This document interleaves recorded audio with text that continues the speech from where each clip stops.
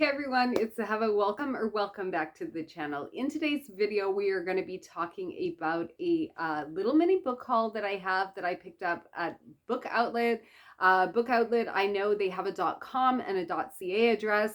So I'm based in Canada. I picked up these books from the bookoutlet.ca, which I will link down below in the description if you guys want to check them out. So basically, what they do is they sell books at a deep discount, often from 40 to 50% off, sometimes more. And they don't always have all of the titles that I want to be reading, but for the most part, they do have a lot of them. And I just want to show you this little haul of 7 books that I've picked up from them. First of all, I want to say that a lot of these books came to me via recommendations from other booktubers and, of course, Goodreads and bestsellers lists and all that kind of thing that I will have seen. So I'm not familiar with any of these titles, any of these authors. It's all just based on recommendations and what I thought that I might like. And I'm going to show you what I have and I'll tell you the reasons why. So the first book that I picked up is called Wayward. It is by Amelia Hart. As far as I know, it is a standalone novel, but can we just talk about the cover? The cover is just gorgeous. It makes you want to be going in there, diving in there. This is definitely a place that I would like to access just based on the cover work alone. Sorry if you guys can hear water in the background. It's just because my husband is like taking a shower. So, but you know, you got to do your videos when you have the time to do your videos. So hopefully that will not be too distracting for you. So this is a story about witches. If you guys are unfamiliar with it, I'm going to read you the little blurb.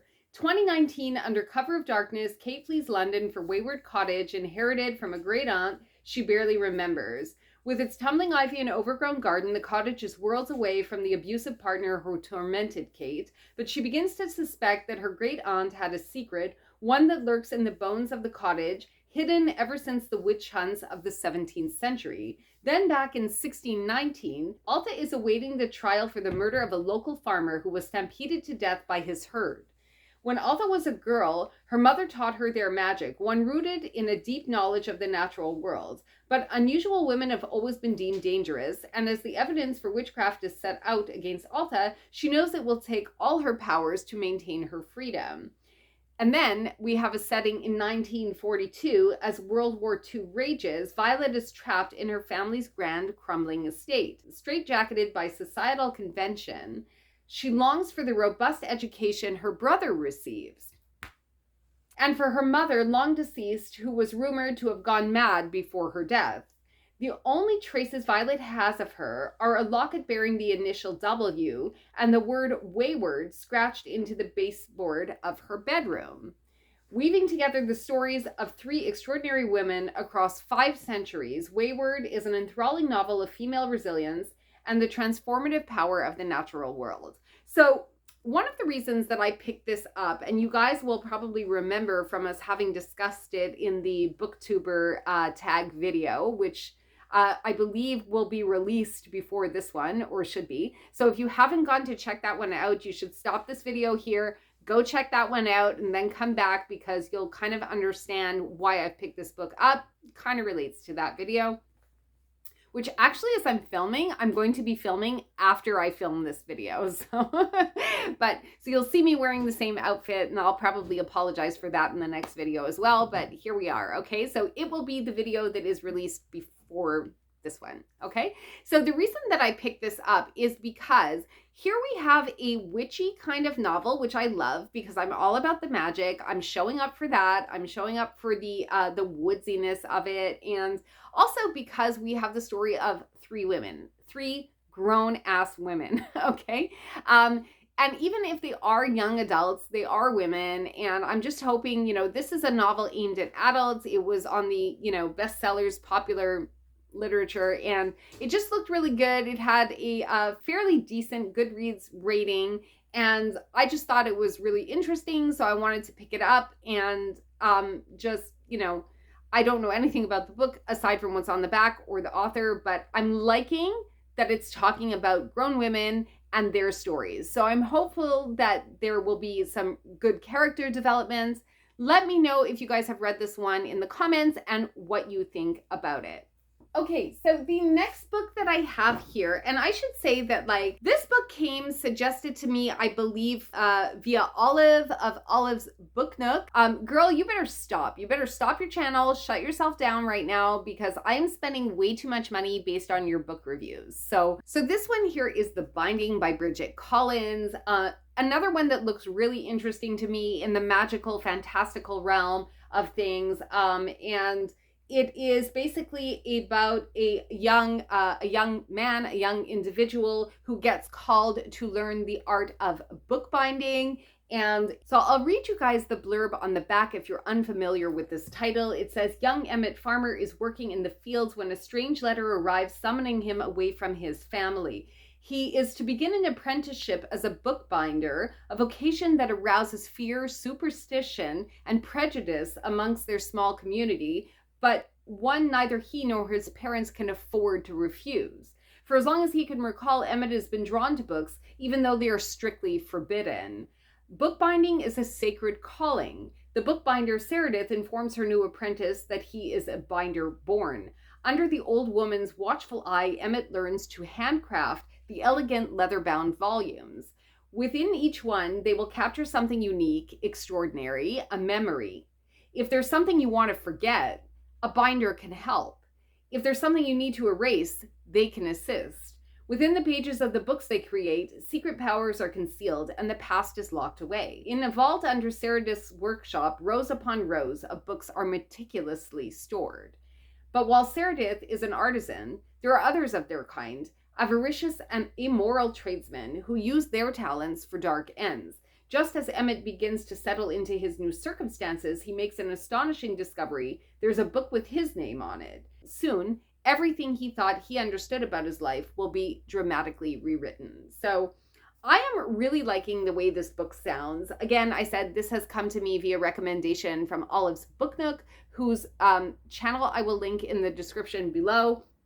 It says, a rich Gothic entertainment that reminds us of the power of storytelling, which is really nice. And of course, who doesn't love a book about books? So very excited to read this one. You know, not just because I will be exploring a new author, but I really like the premise of this book. So yeah, super excited to read this one.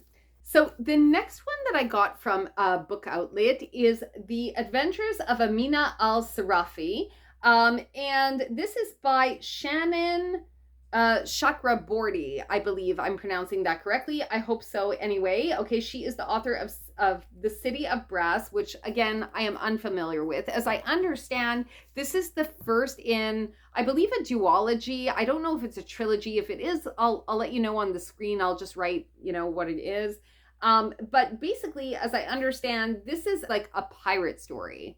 And if any of you guys know me, I know I haven't done a video about it yet, but I am a huge fan of Robin Hobb, who like is, for me, the undisputed queen of fantasy literature. She is a 5-star read. If you don't know her, definitely go check her out. But the series that I hold dearest to my heart is her Live Ship Trader series. I talk about it all the time. I've yet to do a video on it, but for me, that is like the summum of fantasy literature. And like, because of that series, if there is a book about pirates out there, I'm showing up for that. I'm coming for you if you are a fantasy book about pirates and sea monsters and all that kind of thing. So if you guys know of any others that I should be looking at, adult fantasies or, you know, magical, that kind of thing, let me know in the comments, because I'm definitely into the whole pirate everything. So, and high seas adventures and things like that. So I saw this book, I don't know, I've been watching so much booktube that I don't even remember where I saw this, but I did see this on one of the booktubers channels that I was watching, and I just thought, wow, this looks fantastic. I'm going to give it a try. And as the Goodreads ratings were very, you know, kind of promising on this one as well, I picked it up. The only thing that I would say is I was a little disappointed in the cover of this one, because it did come to me kind of like with all these bends in the pages and stuff. So, I mean, yeah, I saved a lot of money definitely buying this book at Book Outlet, but I mean, I just was like not impressed with the fact that it kind of like Anyway, just being a stickler, but just to let you know, it came to me this way. So yeah, I mean, it's good. Doesn't seem to be any misprints in it. So I'm definitely, they've got like a beautiful map. So I definitely want to be getting to this book sooner than later, because it just looks like fantastic. It looks fantastic. Okay. I'm afraid that this pile is going to fall down. The next book that I got is The Priory of the Orange Tree by Samantha Shannon. Again, a book and an author that I am unfamiliar with. I've been out of the book reading world for quite some time right now. I got to tell you though, I was not expecting this. This book is a chonker. It's a chonker. I had no idea. This book is close to like 800 pages. And I'm not sure that the booktubers that I was watching that reviewed this book ever mentioned that it was such a chonker. If they did, I apologize. Maybe I wasn't paying attention. But when I actually saw the size of this book when it came in my package, I was like, whoa. So I don't know when or if I'm going to be able to get to this book. I feel like it's a little big to bring on the plane with me when I go visit my sister in December, but I feel like that would take up a lot of space in my luggage. So that's probably going to have to be like a January read for me, but I'm going to keep it aside. It just looks fantastic. Again, it's very Robin Hobb-esque. It's giving live ship in the realm of the elderlings. It's giving all of that. So and the reviews of it are great. And as I understand, it is an adult fantasy. So I'm showing up for this as well. I'm pretty happy with my haul so far. Let me know what you guys think in the comments. So The Priory of the Orange Tree was the last of my paperback books. The next 3 books that I have are actually hardcover books. I don't mind hardcover books, but I prefer to read paperback if and whenever possible. I have read some hardcover books in the past. I don't disdain them. It's fine for me, either or. It's just that the paperbacks, you don't have to worry about losing the dust jacket. Whereas like if something happens to the dust jacket on a hardcover book, it kind of like ruins the resale value. And like I had thought that maybe I would want to have some of my books annotated, and then maybe if ever I got big enough or popular enough on YouTube, or anybody wanted to read with me, along with me, some of the books that I annotated, if ever I'm ready to get rid of them, would consider putting them up for sale. So anyway, it's just a thought that I had. And that being said, I find that paperback books are a bit easier to annotate, but like if we're looking at a book like this book is not going to be annotated. Like, you guys, that's insane. That is like 3 inches across right here. So that's kind of nuts. Okay. But that being said, this book also came as a suggestion by Olive of Olive's Book Nook. And it is called The Other Valley. And it does take place, I believe, in France. And the premise of the book is such that they live in a valley that is kind of protected. It's kind of magical, mystical, a little bit of time travel involved in this book. It is a novel, and it is, as opposed to being like in the fantasy genre, I should be more specific. And basically, as I understand, on the one side of the valley, they're supposed to be able to like jump forward 20 years into the future. And then on the other side of the valley, they are able to jump backward 20 years into the past. And so people petition the council for whatever reasons they have to be allowed to cross over one side of the valley or the other. So that is as much as I know about this novel. I'm excited to read it. It sounds fantastic. And so that is one of the books that I was able to luckily pick up at Book Outlet, because if you don't know them, and if I didn't mention it before because I really don't remember, they don't always have the book that you want in stock. In fact, I would suggest that if you see a book, you buy the book, because you're saving a lot of money. And I left books in my cart, and that was actually a huge mistake because when I went back to pick up the books a few days later, they were gone. So lesson learned. The next one that I picked up is called The Book of Doors. Again, a recommendation from Olive. Like, girl, seriously, stop. Just stop, okay? Do you know how much money I've spent because of you? So much money. I mean, just look at the inside of this, you guys. Like, so beautiful. And the back, there's the author. I just love it. It's so great. This is a hardcover also. You see what I mean? If you mess up the dust jacket, It's gone, Bora. You can't resell that. But let me read you a little bit about the book itself. So, this is, of course, a debut novel, which I'm super excited about. I love to read a debut. If you guys like to read debut novels, let me know in the comments as well. Okay, so a debut novel. So it says Cassie Andrews works in a New York City bookstore, shelving books, making coffee for customers, and living an unassuming, ordinary life. Until the day one of her favorite customers, a lonely yet charming old man, dies sitting at his usual table in the store.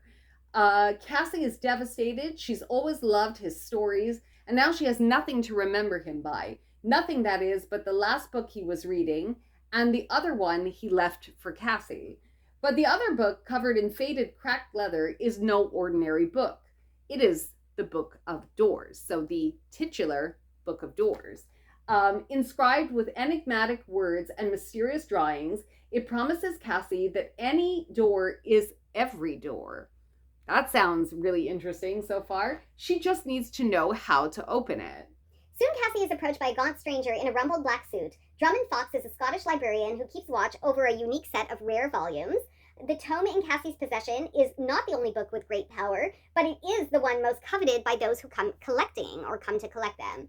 Now Cassie's being hunted by the few people who know about the special books. With just her roommate Izzy to confide in, she has to decide if she will help the mysterious and haunted Drummond protect the Book of Doors and the other books in his secret library's care from those who would do evil. Only Drummond knows where the library is, and only Cassie's book can get them there. But some are willing to kill to obtain those secrets, and a dark force, in the form of a shadowy, sadistic woman, is at the very top of that list. So I think that this one sounds awesome and amazing. And again, I'm all about books about magic, books about situations of like time travel and like flipping through alternate universes and things like that don't necessarily take place in the fantasy genre, okay? Because this book here again was a I can't remember actually, because I didn't actually pick it up on a bookshelf. I don't remember what category this book was in, but it definitely has fantastical elements, but I believe it's probably considered just a straight novel. So correct me if I'm wrong, but pretty sure it is. And I don't know, it just sounds really fantastic. And again, another book that I can't wait to delve into. And then the last book that I have here is called The Man Who Sold Air in the Holy Land. And this is by Omer Friedlander. And this is basically, I bought this book because I needed to fill a minimum order quantity in my cart. I needed to have like a minimum $50 spend to get free delivery. And I went into their deal section, their bargain section, and I must have read the blurb and said to myself, okay, that looks like it could be okay. I probably went on to Goodreads. I probably saw what people were saying about it, and I picked up the book. But as this happened like a week and a half ago, I really don't remember why I picked it up. So let's look at it together and see why that was, okay? It's a book of short stories. That's why I picked it up. Okay. A Lebanese Scheherazade enchants 3 young soldiers in a bombed-out Beirut radio station, a boy daringly rooftops at night, and climbing steel cranes in scuffed sneakers, even as he reimagines the bravery of a Polish Jewish dancer during the Holocaust. An Israeli volunteer at a West Bank checkpoint mourns the death of her son, a soldier killed in Gaza. These stories render the intimate lives of people striving for connection. They're fairy tales turned on their heads by the stakes of real life, where moments of fragile intimacy mix with comedy and notes of the absurd, told in prose of astonishing vividness that also demonstrates remarkable control and restraint.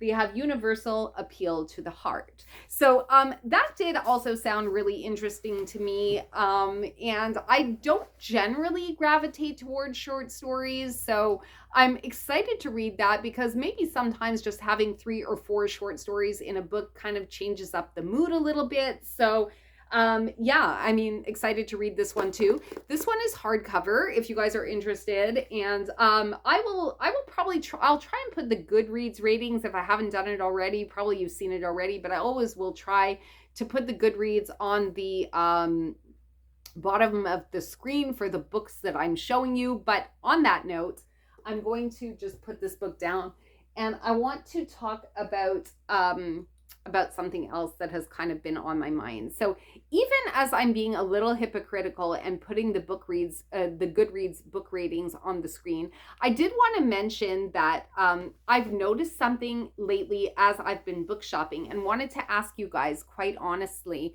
if it's happening to you. So we will have discussed this in the video that I'm filming after this one, but that you will see in order, like before this video that you're seeing now. Part of one of the reasons that I wanted to start this booktube journey is because, and one of the reasons, like in my booktube tag that I spoke about, like why I have this channel and why I'm doing this channel is basically because, well, the book buying journey is a whole different game than it used to be when I was younger. Like, I grew up in the 90s, and when you wanted a book, I mean, the internet was just starting out, and you had to basically, if you wanted a book, you went to a bookstore. So you were basically judging the book by its cover, by what was written on the back of the book, and you didn't really have, aside from if you were part of a book club or had heard it through word of mouth, you didn't really have the point of view of thousands, millions potentially, of other people weighing in on which books you should be reading. You had the book list critics, you had the New York Times bestseller list and all of that stuff, but you didn't really have like true opinions of real readers who were reading the books. And now what I noticed when I'm buying books, and you can let me know in the comments if you guys do this too, is that every time I pick up a book, like let's say I go to the bookstore, if I'm going to Chapters, I just want to show you guys my mug. How cute is my mug?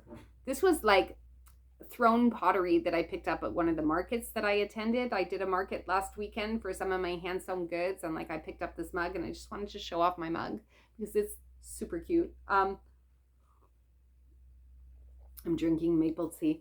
But basically, I've noticed that when I go book shopping now, whether I'm book shopping in person or book shopping online, I literally cannot make a decision right now without checking the Goodreads. Like, and if it doesn't have a 4-star review or higher, I'm probably not going to buy that book. And why do I think that this is problematic? I think it's problematic because now, instead of making our own decisions based on what we think that we will like as individuals, we are now like sort of following, we're now essentially sheep. We're like following the masses, and we're being influenced a lot. Like, look at all this. This is all like Olive, and you know, it's no shade. I'm not throwing shade. I'm just saying that like I am definitely appreciative of all of the booktubers out there. You know, I mean, I would be a hypocrite if I didn't, you know, call myself out on it too. Definitely the point of this channel also is for you guys to sort of relate to me in the same way that I have found other people to relate to. But I guess what I'm saying is that, you know, I used to make decisions on my own. Basically, I used to make decisions on my own. I used to go into a bookstore if I liked a cover because of the cover art, or the blurb because I liked the subject matter, and then I would make a decision. And I very rarely, if ever, DNF'd a book. Honestly, like if I paid money for it, then I would finish the book come hell or high water. I would finish the book, I would read the book, and you know, if I liked it, great. I would probably buy more made by that author. If I didn't like it, I probably wouldn't pick up the author again. But I just seldom, if ever, would not finish a book. And it certainly was never based on whether or not other people liked that book. Now I find that when I'm going to bookstores, when I'm buying things online, so much is based on like other people's ratings. And I wonder if I'm missing out on good books just because somebody is rating them as a 3 or like a 3.5. And maybe for me, it would be a 5-star read, but I'm being prejudicial about it. Like, I will not pick up that book if it doesn't have a 4-star or more on Goodreads. So it's just something that I've been noticing in myself lately. It's not, again, to throw shade at other booktubers or bookstagrammers or book talkers. I mean, you guys are definitely contributing to this community. I hope to be able to contribute at your level one day. But I just want to know, if you are a booktuber, if you're a bookstagrammer, if you are a book talker, if you are watching this video, or just a fan of books in general, how much, if at all, do other people's ratings of books influence the way that you buy? Because it's all very well and good to talk about the books that I'm picking up, the books that I'm reading and all that. But also I want to talk about, you know, like deeper subjects, like what are your habits now? Has that changed over time? You know, so I guess maybe let me know that. This video kind of took a really dark turn. And I'm sorry about that, you guys, but you know, that kind of happens. That kind of shit can happen on this channel. So I appreciate you all being here. Thank you so much for coming in to spend a little bit of your day with me today. I hope you guys enjoyed my book haul. Again, this was from bookoutlet.ca. I am not sponsored by them, although I hope to be one day. Wink, wink, nudge, nudge. That's like me having like a little seizure here in my face trying to wink at the camera. But I do appreciate you all being here. I hope you enjoyed this video. Please remember to like and subscribe. Leave a comment down below. I've given you lots of opportunities and lots of things that you can comment about, so I would love to read your comments. I will always respond. Thank you so much again, and I'll see you again in the next one. Ciao for now.